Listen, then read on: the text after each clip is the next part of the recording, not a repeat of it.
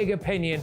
Patrick Christie's Tonight is the week's biggest show. Every weekday, 9 to 11 p.m, we've got the inside track on the day's top stories. There'll be sharp takes you won't get anywhere else. We will set the news agenda, not just follow it, and I want to bring you along for the ride. Whatever it is, we'll have our finger on the pulse. It's news, but it's this close to entertainment.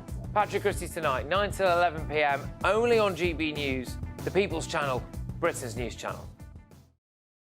GB News is Britain's news channel, and now you can support it. All you have to do is scan that QR code that's up on your screen right now, or you can go to gbnews.com/support and become a GB News member. You'll have fantastic benefits. We're also going to organise special events where you as GB News members can meet the presenters, the on-screen faces. Scan the QR code or go to gbnews.com/support. Thank you so much.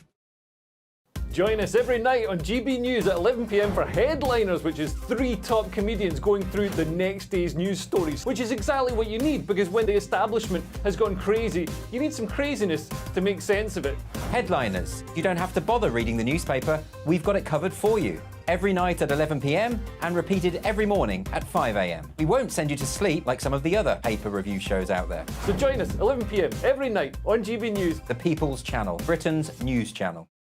I'm Michelle Dewberry, and I'm not here to tell you what to think. I'd much rather hear what you have to say. So, send in your opinions to gbviews@gbnews.com. Keep them clean, and you never know, I might read them out. With my panel here on Dewbs & Co, we debate, we get stuck into the issues of the day on a show where all views are welcome, especially yours. GB News, the People's Channel, Britain's news channel.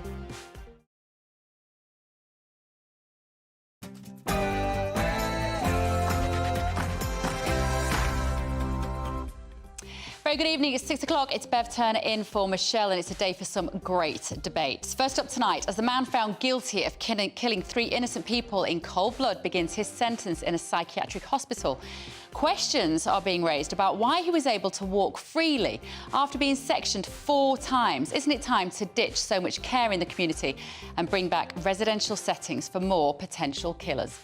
New research proves the obvious, that lockdowns triggered an even fatter generation of British kids, and they're now topping the world leaderboard on time spent on the mind-numbing app TikTok. Does it sometimes feel like all adults have simply given up on the next generation? Also, are you happy with the NHS setting up a private business to sell your medical data in order to fund a revolution in biotech and AI doctors? So Tony Blair is desperate to make this happen. I wonder why. And if your loved one was in a care home, would you expect a minimum level of English from the people looking after them? The government doesn't think it's necessary. I do. Do you?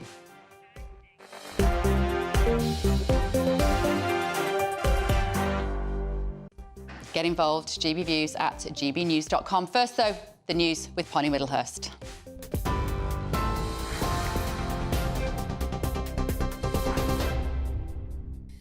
Bev, thank you, and good evening to you. The top story from the GB newsroom tonight. The son of the murdered caretaker, Ian Coates, says NHS mental health services and the police must be held accountable after his father's killer was given a hospital order rather than a prison sentence. 32-year-old Valdo Kalakane was suffering from paranoid schizophrenia when he killed Ian Coates and 2 Nottingham University students, Barnaby Webber and Grace O'Malley Kumar, in June last year. He pleaded not guilty to murder due to his mental condition, but did admit manslaughter. Speaking outside the court, the victim's family said the triple killer had made a mockery of the system and got away with murder. Barnaby Webber's mother, Emma, said she had trusted the system, but it had failed her. At no point during the previous 5.5 months will be given any indication that this could conclude in anything other than murder. We trusted in our system, foolishly as it turns out. We do not dispute that the murderer is mentally unwell and has been for a number of years. However, the premeditated planning, the collection of lethal weapons, hiding in the shadows and the brutality of the attacks are of an individual who knew exactly what he was doing. He knew entirely that it was wrong, but he did it anyway. Emma Webber speaking there. Well, earlier on, the Prime Minister said there wouldn't be a public inquiry. This is obviously a very dangerous individual, and it's right that, as the judge said, he will spend very probably the rest of his life in jail. And I also think it is important that all the relevant agencies look back to ensure that all reasonable steps that could have been taken were taken, and if there are any lessons to be learned, that we do so. Meanwhile, the government's been defending its record on tackling knife crime in a third crackdown in 8 years. The Home Secretary saying today new restrictions are aimed at closing what he calls a loophole, which allows some types of so-called zombie knives to be kept and sold. James Cleverly says the government is taking the right action. I became Home Secretary. I made the immediate decision to go further, to put forward this secondary legislation to support what we've already done, to make the possession of zombie knives illegal and to close the loophole. So I'm very pleased we're taking action now. We have seen a reduction in crime. We have a plan to drive it down further. That plan is working. We're determined to take these knives off the streets. That's the Home Secretary, James Cleverly. But in response, the Shadow Home Secretary, Yvette Cooper, said the new legislation just doesn't go far enough. Just too little, too late. It doesn't include ninja swords, it doesn't include a whole series of dangerous weapons, and the penalties also aren't strong enough. They've been promising this ban on zombie knives for a long time, and it's still not going to come in until the autumn. Yvette Cooper. Now, in other news today, Lloyds Banking Group is set to cut 1,600 jobs across its branches as it moves towards more online banking. In another sign of banks disappearing from the high street, the bank says it's going to overhaul its services as more customers switch to digital. The bank says the change will create around 830 new roles as part of its strategy, but there is concern that the banks could lose touch with their customers. Shoplifting offences in England and Wales are thought to be at the highest level for 20 years. The Office for National Statistics says more than 400,000 offences were recorded in the year to September. That's up by nearly a third. Downing Street says ministers are looking into how to tackle the rising problem. And just lastly, anyone under the age of 18 will no longer be able to receive online messages from people they don't know as part of an update by social media company Meta. The owner of Facebook and Instagram is changing its default settings, meaning that under 18s will only be able to receive messages from people they follow. Parents will also be alerted if their child attempts to change privacy settings. It comes as the government faces calls to introduce an outright ban on smartphones for children under 16 because of concerns for child safety and what they can view unrestricted online. That's the news on GB News, across the UK on TV, in your car, on digital radio and on your smart speaker. This is Britain's News Channel.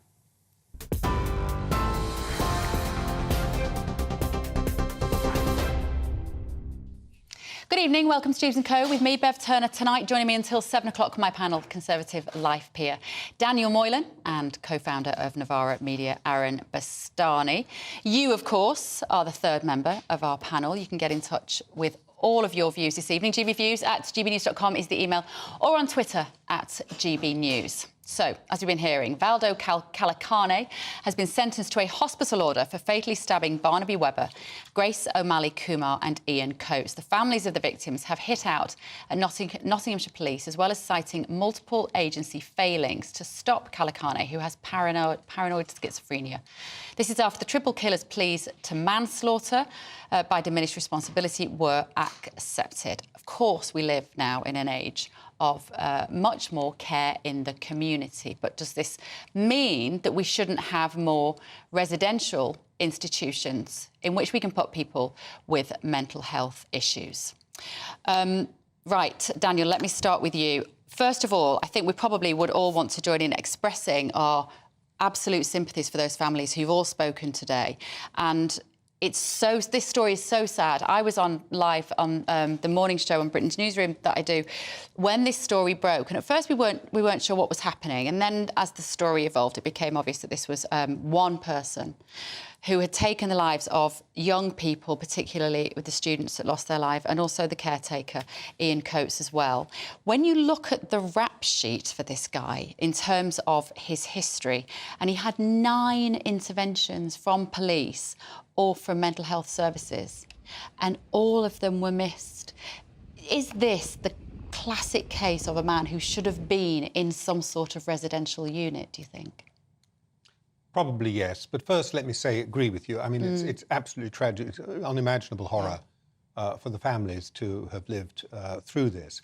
And it does seem that on the face of it that there are questions to answer by agencies who have responsibility for protecting us from people like this. And but I think a wholesale reversal of going back to what we had in the 70s and 80s of institutions that were really astonishingly cruel and unpleasant places for many of the people in them could live in the community. And we know that. We've seen that it does actually work. There are horrifying exceptions like this, but on the whole it works, and it works better for the people involved.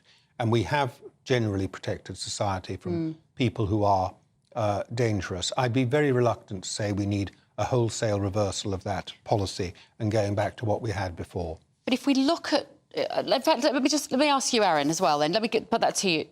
Does he, to you, strike you as somebody that should have been locked up, effectively, for everyone else's safety? And also his own, because people with severe mental health issues, such as paranoia, are not just a danger to other people, they're a danger to themselves. Yeah, he had paranoid schizophrenia, and if you've ever met somebody with that, it's jaw-dropping. He apparently came from a very good family. His mum was a nurse. They're very hard-working. This happens. People like this exist in society. And as a society, we need to work out the best way to deal with it. Firstly, I just want to say as well, I can't imagine the horror of, obviously, ever losing a child, but doing a brilliant job raising a young person, a young woman in this case, with the daughter, I'm thinking, because the parents have been so present in the media, and then to lose them just as they're about to enter adulthood. You've done a great job, and then they're taken away. I can't imagine what that's like. But where I disagree with Daniel on this is I think he obviously should have been institutionalised for good. I think he should never see the light of day ever again, which is likely to happen, although the judge said probably.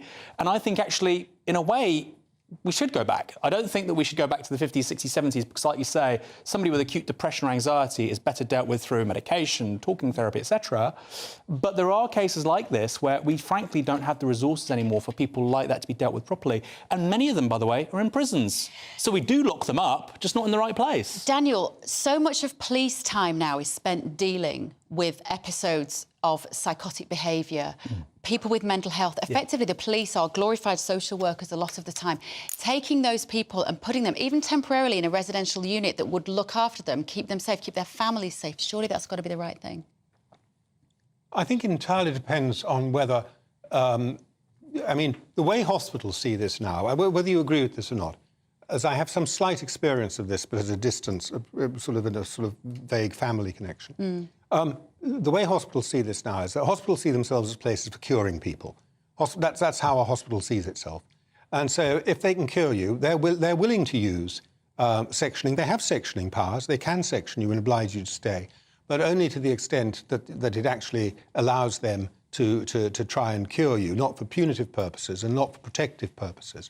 And that's how the hospitals see it. As far as the police are involved are concerned I mean, from what I have seen, thank God they are, because actually in many cases, people who are having psychotic episodes will respond to police instructions and will peacefully, without coercion, go with the police into an ambulance and be taken away, but won't respond to nurses. And the nurses, of course, don't carry that sense of coercion with them.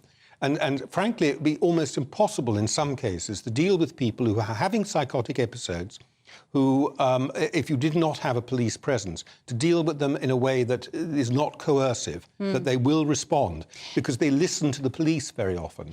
But that means, effectively, what we need is we could almost justify funding a whole separate police force that is only there to put mental health patients in the back of ambulances. And you don't train to be a police officer to do that. You want to fix crime. Yeah. Aaron. Yeah, I mean, a very significant portion of people in prison are people with these kinds of conditions. Yeah. And it's avoidable. It's not good for them. And it's not, by the way, prison should be full of people who shouldn't be suffering from those kinds of conditions. It's a very suboptimal way to be running things. And so I entirely agree with that. And what I would say is, look, it's not about stigmatising anything. this isn't an effective way to operate. This guy's rap sheet, and like you say, for people out there watching this or listening, I implore you to read about this in a newspaper or the BBC or GB News website, whatever, and where it details what he did. Repeatedly assaulting people he lived with, criminal damage, assaulting a police officer 5, 6, 7 times. There was a warrant for his arrest when this happened, by the way. Yeah. So I don't understand how somebody like that isn't being detained. And when he was sectioned, he would then be released and he would stop taking his antipsychotic medication. Right. I will give you a little synopsis of this. So May 2020 were the first symptoms of schizophrenia in 2019, but he first came into contact with mental health services in May 2020. He went to A&E believing that he was having a heart attack. He was then arrested for criminal damage on that occasion, assessed as psychotic, taken into custody, but released without charge. On returning home, he almost immediately knocked down another apartment door. He was arrested, this time sectioned. Of course, this is May 2020. We were in lockdowns. July 2020, hospitalised again after not taking his medication. May 2021, his own family reported that his mental health had deteriorated and he was hearing voices. Nothing was done. September 2021, evaded contact with the community health team. A warrant was issued for his arrest and 8 months' worth of untaken medication was found. His behaviour was hostile. January 2022, involved in an altercation with a flatmate. And it was later found that he had first started buying weapons in 2022. Voices were telling him to harm other people. May 2022, he travelled to London, went to MI5 because he believed that MI5 were controlling him. July 2022, and so it goes on. September 2022 again, and June 2023, which is, of course, when he carried out this act. He was unmedicated, out of touch with psychiatric services for almost 12 months. Nobody had seen him, and he claims he committed the crimes because voices in his head told him he hadn't sought help because he believed the doctors who were treating him were controlling him. It must make the parents, Daniel, of those lost teens, young adults, just be filled with anger for the rest of their days, to know that he slipped through so many opportunities to be restrained and retained against his will if necessary. Of course, I completely understand that. I hope that over time the parents can find some way of coping with their anger, because that will eat them up. Yeah. If they allow that to happen. God bless them. I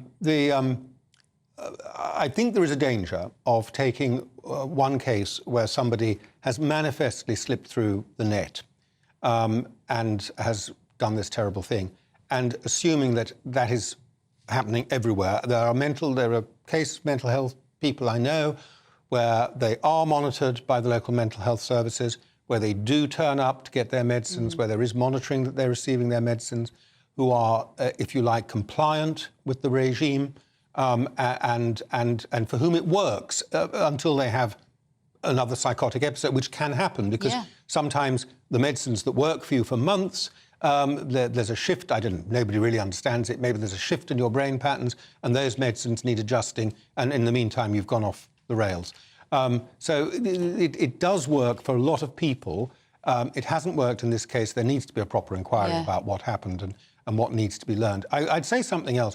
These people who suffer severe psychotic episodes and desperately need help are what the focus of our mental health services should be. And one thing that worries me is an awful lot of people who are feeling mildly anxious think they've got a mental health problem, and they present themselves as a patient at the NHS. Quite frankly, we need to be more robust about people who do not have serious problems. Well, Labour have and need to focus hard on the people who have these very serious problems and are potentially very dangerous. You sound like you're canvassing for the Labour Party there, Danny, because they have said, they've said this week, haven't they, Aaron, that they're going to put a mental health practitioner in every school, every high school, in order to help those kids who, like you say, sometimes they might just need being told, you're just a little bit worried, that's normal, buck up. Yeah. Or it might be that there are more serious issues which need dealing with. I guess that we can avert the need for more residential settings for mental health units if we can get those people young, maybe.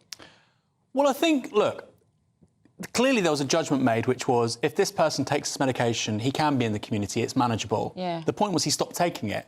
And surely there should be some, and I don't know, I'm not in this industry, surely there's some mechanism whereby an assessment's made, he hasn't taken his medication, he hasn't checked in with us, and we can't enforce him taking that medication. Is, but it didn't work in this case. For 1 month, 2 months, 3 months. Well, that's my point. So there has to be a punitive element with regards to that, where if you stop taking it, then you are sectioned. You are sectioned 4 times, this guy. And then just let out. But also there are very scarce resources on this stuff. What's fascinating as well, Beverly, if you look in the United States, and again, I'm not saying we should go back to the 50s, 60s with regards to mental health services, but you basically see this precipitous fall with regards to capacity for what we would have called asylums, from my mother's generation. Yeah.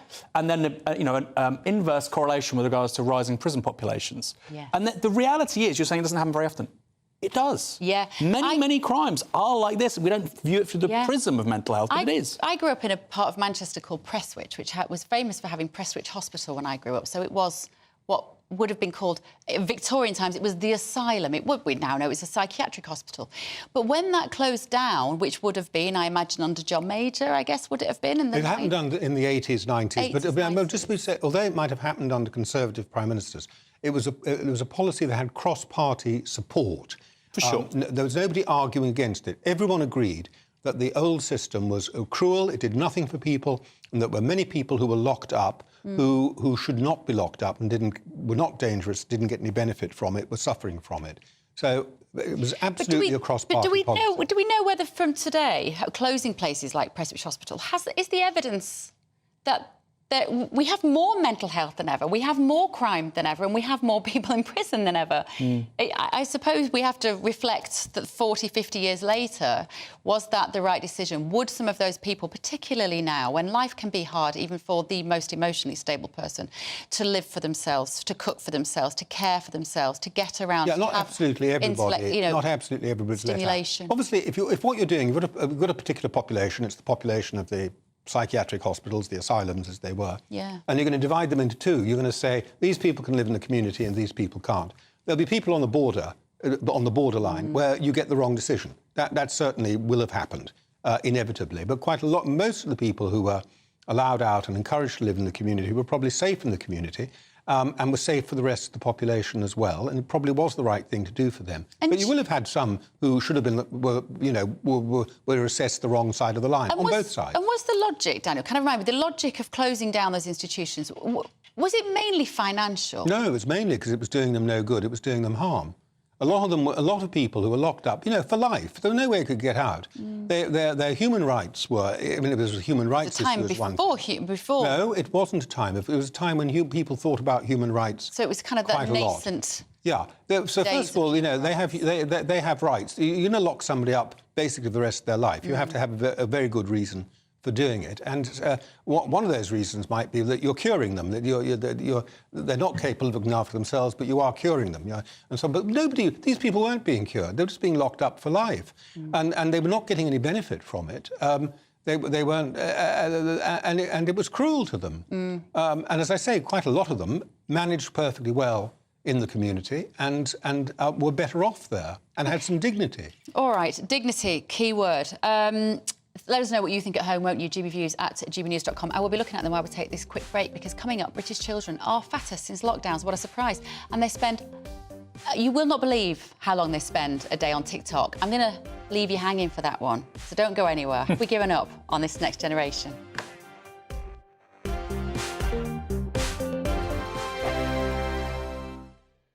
I'm Christopher Hope. And I'm Gloria Di Piero, bringing you PMQs Live here on GB News. Every Wednesday, we'll bring you live coverage of Prime Minister's questions when Rishi Sunak and Sir Keir Starmer go head-to-head in the House of Commons. We'll be asking our viewers and listeners to submit the questions that they would like to put to the Prime Minister, and we'll put that to our panel of top politicians in our Westminster studio. That's PMQs Live here on GB News, Britain's election channel. Good afternoon, Britain. Good afternoon, Britain. Join us, Tom and Emily, to find out what's happening in the heart of Westminster and why it matters to you. Weekdays from midday, we bring you the most compelling stories from across the United Kingdom. And from your doorstep to our inbox. That's right, we want to hear from you. GB News, Britain's news channel. Wake up to the headlines with Headliners every morning at 5 a.m.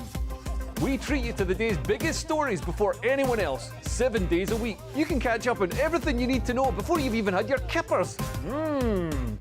Headliners every morning at 5 a.m, only on GB News, the People's Channel, Britain's news channel. GB News, unlike other broadcasters, isn't obsessed with the London-Westminster bubble. We think there's a nation beyond the M25, and that's why we talk about the issues that matter across the land. Join me on State of the Nation, 8 to 9 o'clock, Monday to Thursday, on GB News. Daisy's listening, and you should too. In the GB Newsroom, we bring you the news as it happens. With our team of dedicated journalists across the UK, we're ready to give you accurate reporting every day. When the news breaks, we'll be there with bulletins on GB News, the People's Channel, Britain's news channel. Big news, big debates, big opinion. Patrick Christie's Tonight is the week's biggest show. Every weekday, 9 to 11 p.m, we've got the inside track on the day's top stories. There'll be sharp takes you won't get anywhere else. We will set the news agenda, not just follow it, and I want to bring you along for the ride. Whatever it is, we'll have our finger on the pulse. It's news, but it's this close to entertainment. Patrick Christie's Tonight, 9 to 11 p.m, only on GB News, the People's Channel, Britain's news channel. Your weekend starts here with Friday Night Live with me, Mark Dolan, 8 till 9 on GB News. Big stories, big guests and big laughs as we get you ready for a cracking weekend. That's Friday Night Live with Mark Dolan, Fridays 8 till 9 on GB News. Bring your own drinks, the admission's free. I'm Andrew Doyle. Join me at 7 o'clock every Sunday night for Free Speech Nation, the show where I tackle the week's biggest stories in politics and current affairs with the help of my two comedian panellists and a variety of special guests. Free Speech Nation, Sunday nights from 7 on GB News, the People's Channel, Britain's news channel. It's time to burst the Westminster bubble. Come and join me in Scunthorpe in a People's Forum on the 1st of February to discuss how decisions made here affect your lives. Is the green ideology destroying jobs? Tickets, they're going like hot cross buns. Book now. GB News, Britain's news channel.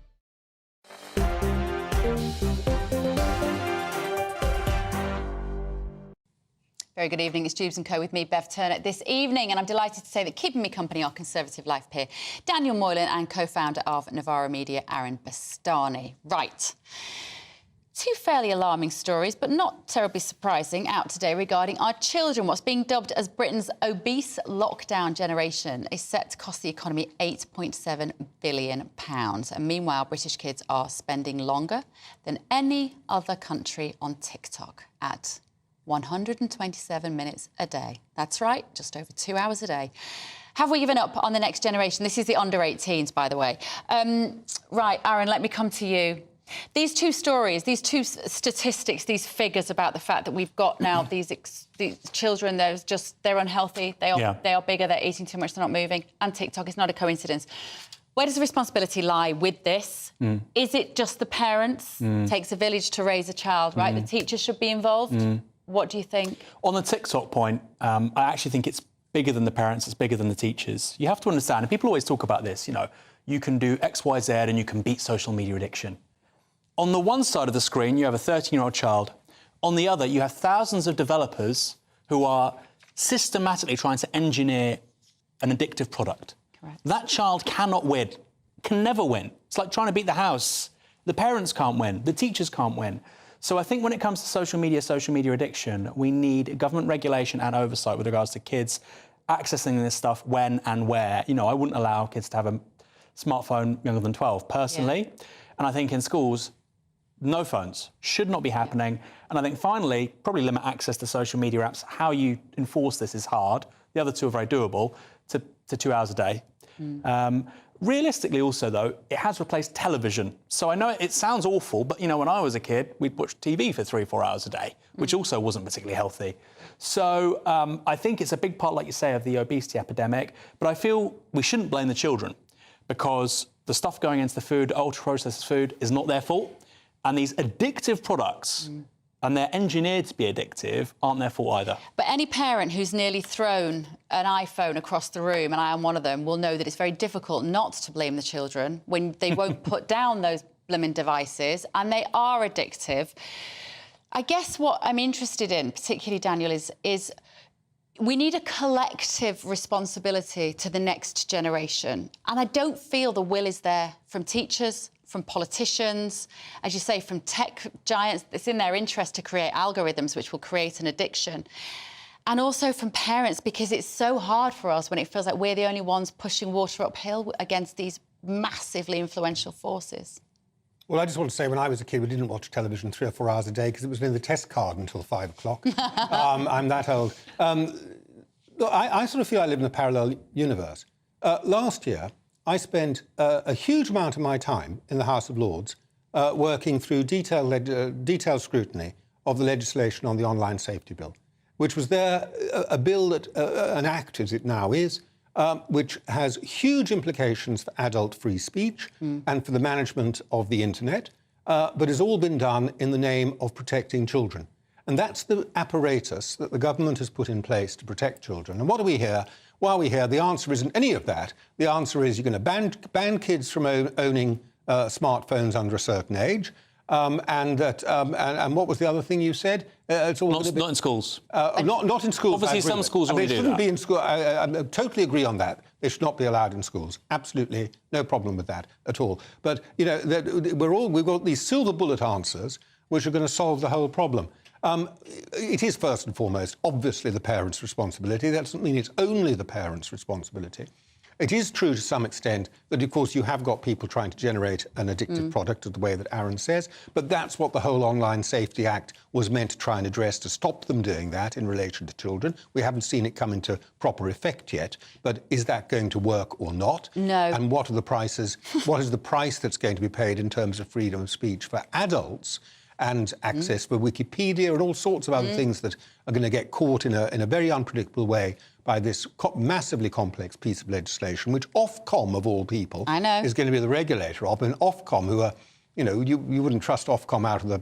I wouldn't trust Ofcom to manage a packet of crisps. Well, if Ofcom are watching, we're huge fans of you. We're huge fans of Ofcom. I'm not. But I'm allowed to say I'm not. Because I'll provide balance and say they're great. I don't represent GB News. I just turn up. You have to say something different. It terrifies me that Ofcom are going to regulate the internet. Yeah, it literally keeps me awake at night. The idea that but also in terms of the online safety bill, the idea that as adults you can't look at adult material without perhaps giving a facial recognition of who you are with your identity in order to get... And also the future of encryption.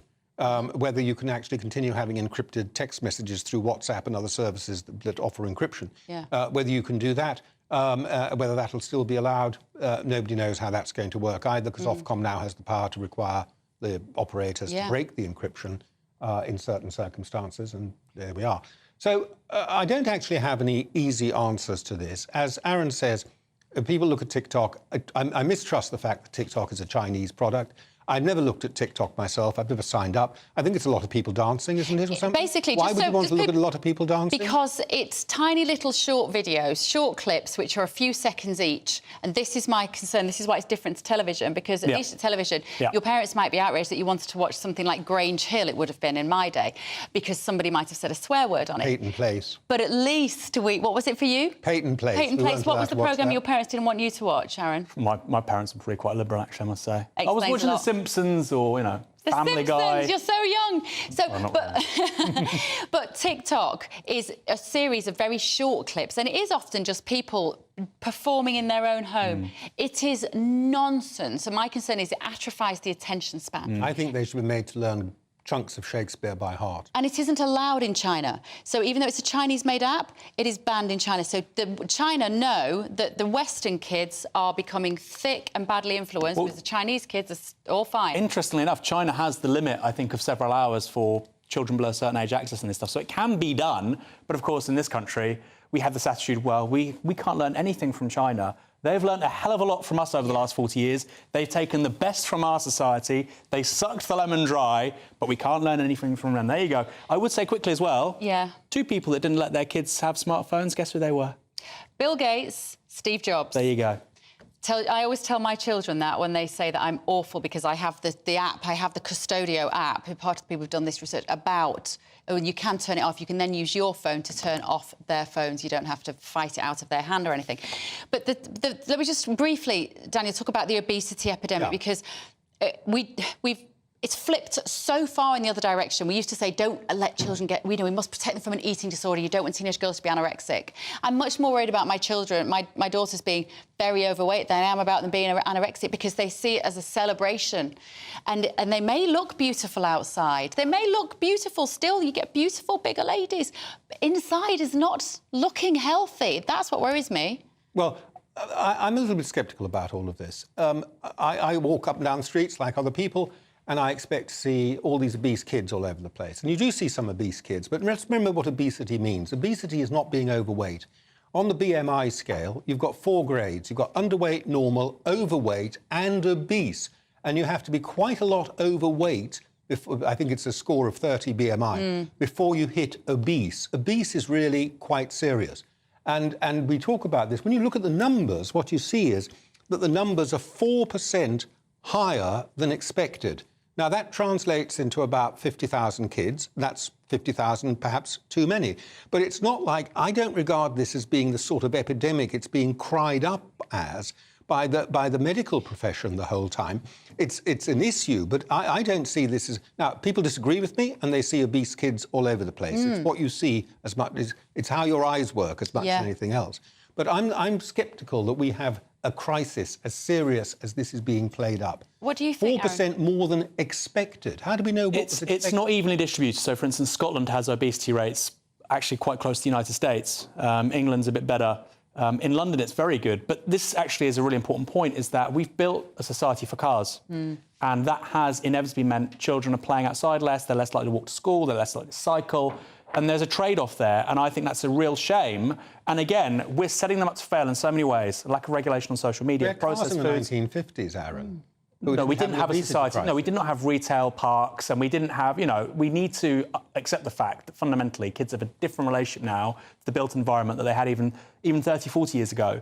So I'm not saying that's monocausal, I'm not saying it's the reason, but I think we're setting them up to fail in so many ways. And we have a society built for cars just like the US. Go to Italy, go to France, go to Spain. It's less so. It's not that their kids are magically better than ours. So, yeah. OK. Right, thank you, guys. We're going to take another quick break. So coming up, Lord Hague of Richmond, otherwise known as William Hague, and Sir Tony Blair have put their heads together. They've come up with a plan to sell our medical records and fund the future of AI doctors. Is this a good idea? This is Dewbs & Co.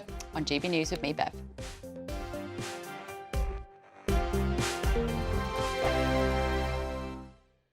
Your weekend starts here with Friday Night Live with me, Mark Dolan, 8 till 9 on GB News. Big stories, big guests and big laughs as we get you ready for a cracking weekend. That's Friday Night Live with Mark Dolan, Fridays 8 till 9 on GB News. Bring your own drinks, the admission's free.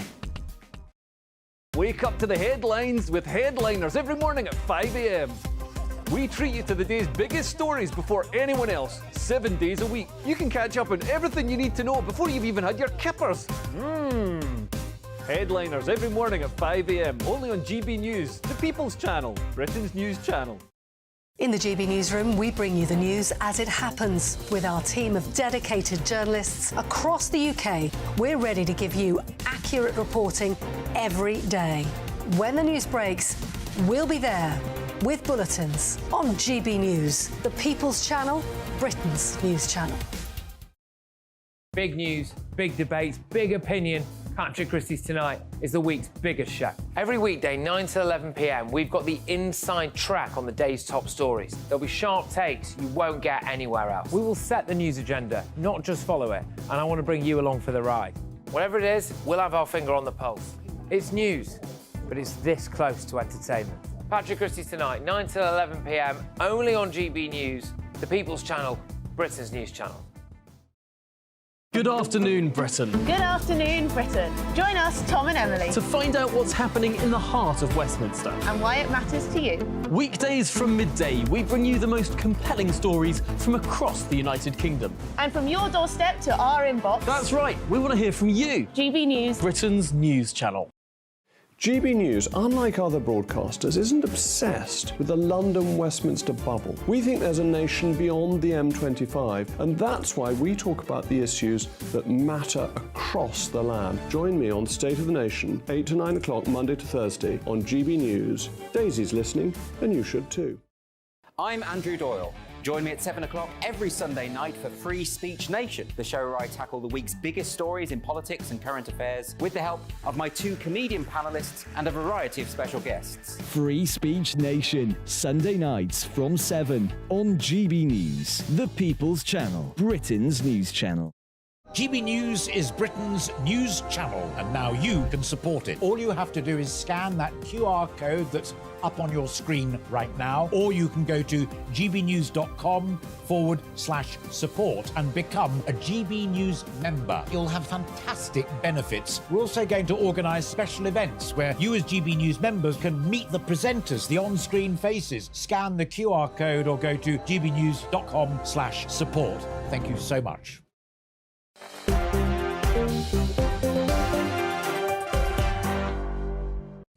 Very good evening. It's Dewbs & Co with me, Bev Turner, this evening, and I have got Conservative Life peer Daniel Moylan and co-founder of Novara Media, Aaron Bastani, with me this evening. Let's see what you have been saying at home. We were talking, of course, about this awful, the sentencing today, effectively, of the killer in Nottingham of the 2 students and the caretaker in that case, and of course sentenced to a hospital stay in a psychiatric unit indefinitely, yes, but of course he could improve. Graham has said, in fact, Philip has said, when will we ever learn? Justice has not been served. Stephen has said Valdo committed evil and multiple premeditated murders regardless of the state of his mind. I have no faith in our legal and justice system. We must have a debate in Parliament to have another look at the law on cases such as this. Marcus said the law needs to be changed. How can somebody who knowingly chooses weapons to kill and then uses them effectively not be classed as premeditated? This is ridiculous. Jenny, that man went fully armed to do harm. It is as simple as that. Lots of you getting in touch. Soft touch Britain, says Christopher. If you're struggling, just go out and kill someone, plead insanity. You can get a life centre in a hospital, clean bed, 3 meals a day, doctor on call, everything we want, everything that we want, but don't get. Now, Sir Tony Blair and Lord William Hague have put their heads together and come up with a plan. They're proposing to sell our NHS medical records to create personalised AI doctors, as well as a future of new cures and treatments in Britain. It sounds all so lovely, doesn't it? So why are we all deeply cynical about this? We'll have a listen to what Tony Blair said recently. And I also think this issue to do with the technology and the digital infrastructure, I just want to emphasise how important I think that is. Because in the end, you need the data. You need to know who's been vaccinated and who hasn't been. Some of the vaccines that will come on down the line will be multiple. There'll be multiple shots. So you've got to have, for reasons to do with the healthcare more generally, but certainly for a pandemic or for vaccines, you've got to have a proper digital infrastructure. And many countries don't have that. And there's a reason for that, because they would be deeply unpopular, I think, with many members of the public, especially after events of the last 3 years. He makes it all sound so harmless, doesn't he, Daniel? He makes it all sound as though it would always be in our best interests. And my heckles go up when I hear this is going to be for your safety. How this story is moving on, of course, is that Tony Blair and William Hague have now said that they've got very excited about this data set. The NHS is a data set, and as we know, that is a very valuable commodity to have these days. And so they're excited to sell it, to set up a private company that would effectively, it's basically what Mussolini said, wasn't it, about corporatism is the merger of state and corporate power. I just see control. I see being dictated to about what you can and can't, what you should and shouldn't take, let's say, as medication in your body. And I have grave concerns about the fact that they couldn't possibly keep this data anonymous, which is what they're saying they're going to do. That's ludicrous. So they want our private data to sell it, to invest back into AI and doctors. Is it as dystopian to you as it sounds to me? Well, my hackles go up as well when I see Tony Blair and my old friend William Hague, because it really is the blob on 4 legs, isn't it? A sort of push me, pull you of the establishment. But I think we need to be a bit more nuanced about this. I think, look, first of all, in this country, we made a bargain with the state back in the 1940s, and we said, we're no longer responsible for our health. The state is going to be responsible for our health. And part of that is we hand over all our data. They have all that information. And I don't think we're in a position now to say, you know, we want you to do all of this for us, but you can't actually exploit that. Second thing is, the fact is, there is a reason why we were able to produce a vaccine for the pandemic before other countries, and part of it is that the National Health Service is a huge data set already. We are very good, the National Health Service is very good at running trials because it's a command and control organisation. So it can actually set up trials that can cover the whole country, large trials. Now, in a diffuse system like you have in Germany and France, where you don't have the command and control in the centre, and you have institutions that are independent and are receiving money from the state, but are not structured as a nationalised industry, which is what we have here. It's harder to set up that sort of system and to do the trials that help you get somewhere. So I think we need to acknowledge that, although the NHS has a lot of deficiencies, that socialist, Stalinist command and control structure that was set up in the 1940s when it was nationalised can bring some benefits, and they are mainly related to data, information and trials. So this information is valuable, it's valuable financially, but it's valuable medically. And it would be strange, I think, if we weren't using it. The involvement of the private sector is something that is a separate story, whether that is acceptable. And, of course, there's the question what the money would be spent on, because they're going to spend it on all this wonderful stuff, whereas you and I know it's bound to be spent on an extra layer of HR managers. Very possibly. And it could be, you're right, the NHS could be, you could do that research into cheaper drugs, maybe, that could be repurposed drugs. Won't be that, though. Will it, Aaron? It won't be that. Well, look, there's a line in journalism, isn't there? Follow the money. Yeah. So Oracle, I'm sure your viewers and listeners out there are familiar with this company, owned by a gentleman called Larry Ellison. Not owned, he's the CEO. Oracle have already given $100 million to the Tony Blair Institute, $100 million. They plan, over the next several years, to give up to $375 million. Now, in 2022, Oracle bought Cerner, which is a medical records company in the United States, for $30 billion. Oracle and Larry Ellison are fascinated by the digitisation of medical records and applications in AI. And guess what? Vaccines. Of course. And what has Tony Blair been talking about non-stop on the World Economic Forum, Davos merry-go-round for the last couple of years? Precisely those two things.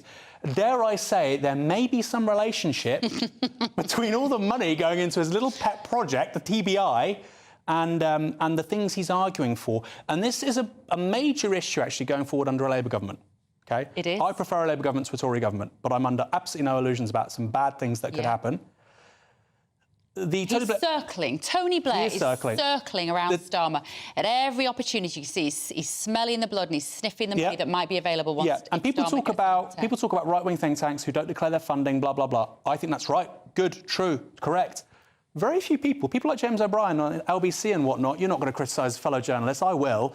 They'll talk about it on the right, but they don't say, hold on, there's Tony Blair over there. He's trying to influence the policy of the next Labour government, and he's receiving hundreds of millions of pounds from American billionaires, the Saudis, the UAE, the Qataris. Nobody says a word. It's puzzling to me. Yeah. Do you think, Daniel, when these issues are raised, because this isn't, as far as I know, Tony Blair and his plan to lead a biotech revolution hasn't been debated in the House of Commons or the House of Lords? Oh, I'm not, as far as I'm aware, no. No. And this is part of the problem, isn't it? That somehow what he is involved in, and this sort of march of AI, I know that the Prime Minister is a huge fan of artificial intelligence and it's something that he feels very strongly about. But it feels like digging into the pros and cons, the cost-benefit analysis of these sorts of life-changing steps is not being done in the right places. It's not being done in Parliament. Is that partly, do you think, because it's just quite difficult to understand? Some of it is quite, especially the tech stuff, it is quite tricky to understand, and therefore it's just sort of not getting dealt with. No, I think the answer is, and I don't want to sound like a mad conspiracy theorist, but there is an establishment which straddles the establishment conservative, the establishment wing of the Conservative Party, the establishment wing of the Labour Party. Many of the professional institutions, royal colleges, institutions like that, a large part of academia, and certain parts of the corporate sector as well. And they have forums in which they get together and they discuss what they want to do. And then these decisions get taken, and Parliament and the public are only brought in where there's an absolute necessity for them to make a decision which enables those decisions. But the consensus is, and the direction of travel is very often created away from the public eye, and that's very deliberate. And I think people are more conscious of that, and it's what is feeding in part the sort of revulsion against the establishment, the establishment political parties that we're seeing, and some of the policies being pursued, because people are much less trusting of politicians. They're not trusting them, that they're making decisions that are uninfluenced by external factors without listening properly to what people think. And this is just one example of that. And I think the parties and the politicians have to get real about this and understand that unless they actually take people with them and persuade them, these things will not be durable, and they won't get their way. Same is happening at the moment on trying to align with the get back in alignment with the EU, for example. Yeah, and the trust has gone, hasn't it, Aaron? But we've got to take another break. Still to come, ministers say there are no plans to raise the level of English required by foreign care workers, despite the tragic death of a dementia sufferer after staff were unable to explain her condition in a 999 call. Shouldn't everybody working in the UK, particularly in the care sector, speak better English? This is Dewbs & Co on GB News.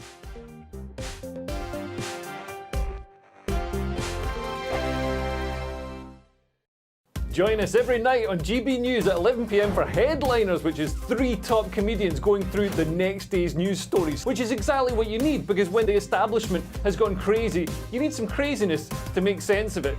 Headliners. You don't have to bother reading the newspaper. We've got it covered for you. Every night at 11 p.m. and repeated every morning at 5 a.m. We won't send you to sleep like some of the other paper review shows out there. So join us 11 p.m. every night on GB News. The People's Channel, Britain's news channel. Tired of the usual focus-tested, pre-prepared Westminster runaround? Well, so am I. So you want higher taxes? Is your department to blame for this? Are you rethinking this policy? Every Sunday at 9:30, I'll be sitting down with those in power to get the truth about the issues affecting you. Let's be honest, we've known about the cost pressures of this project for years, not months. That's the Camilla Tominey Show, a politics show with personality. On GB News, the People's Channel, Britain's news channel. I think the most exciting bit for me is talking to people. People who I think are ignored often by the major news channels. We're going to give news they want to hear. There's a voice there that needs to be heard. I think there's a chance here for a diversity of opinion to be expressed, which you don't find elsewhere. It's really exciting. We don't hold back. We're free to say how decisions that are taken here affect us all around the country. Only on GB News, the People's Channel, Britain's news channel. Good afternoon, Britain. Good afternoon, Britain. Join us, Tom and Emily, To find out what's happening in the heart of Westminster. and why it matters to you. Weekdays from midday, we bring you the most compelling stories from across the United Kingdom. And from your doorstep to our inbox. That's right, we want to hear from you. GB News, Britain's news channel. Every Sunday from 11, join Michael Portillo. There'll be topical discussion, looking at the week before and the week to come. So kick back and relax at 11 a.m. on Sundays on GB News with me, Michael Portillo. GB News, the People's Channel, Britain's news channel. Your weekend starts here with Friday Night Live with me, Mark Dolan, 8 till 9 on GB News. Big stories, big guests and big laughs as we get you ready for a cracking weekend. That's Friday Night Live with Mark Dolan, Fridays 8 till 9 on GB News. Bring your own drinks, the admission's free. Big news, big debates, big opinion. Patrick Christie's Tonight is the week's biggest show. Every weekday, 9 to 11 p.m, we've got the inside track on the day's top stories. There'll be sharp takes you won't get anywhere else. We will set the news agenda, not just follow it, and I want to bring you along for the ride. Whatever it is, we'll have our finger on the pulse. It's news, but it's this close to entertainment. Patrick Christie's Tonight, 9 to 11 p.m, only on GB News, the People's Channel, Britain's news channel.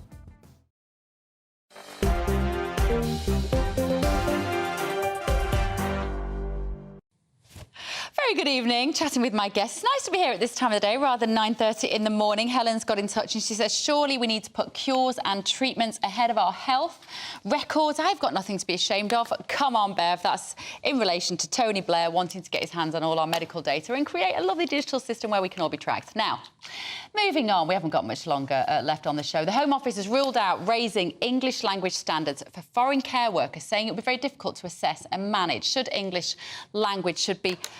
Should we have better English speakers, particularly in our care sector, Aaron? Yes, 100%. I think if you want to work in the UK, you should have to speak English.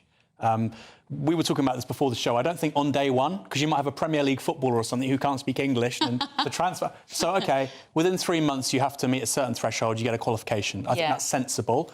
On the care homes thing, look, most care homes in the private sector, they're owned by big asset management firms, etc. They want low costs.